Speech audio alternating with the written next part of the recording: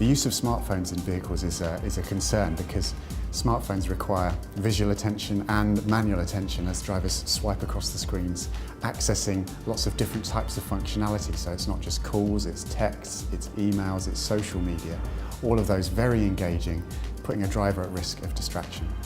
We've developed a robust protocol for the assessment of in-vehicle systems. So we tested the Romex Driver Distraction Prevention app through that process, and we've awarded it highly recommended status.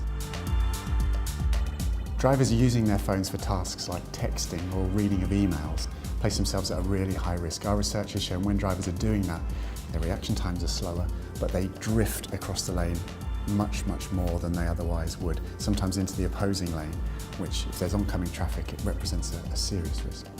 A recent observational survey by the Department for Transport found that 1.6% of drivers observed were using a mobile phone. The ones that were most likely to be using a mobile phone were van drivers, were male drivers, and were the younger population of drivers. Driving is one of the most risky things any of us will do in our normal day-to-day lives. There are lots of factors around why driving for work is a risk. You're more likely to be driving under time pressure, you're more likely to have other distractions at the same time, and you're more likely to be driving in a situation when you're perhaps tired or at the end of a long working day. We've compared driving whilst at the legal limit of alcohol to driving whilst using a mobile phone, hands-held and hands-free. And we find that when you're using the mobile phone, your reaction times are actually slower than at the legal limit of alcohol. When people are using the phone for work and driving, you're less well able to respond to any kind of emerging hazard.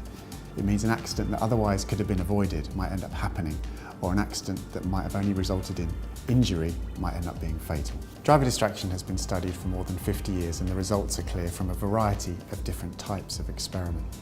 Drivers who choose to engage in secondary tasks are at increased risk of collision. We're not good at multitasking.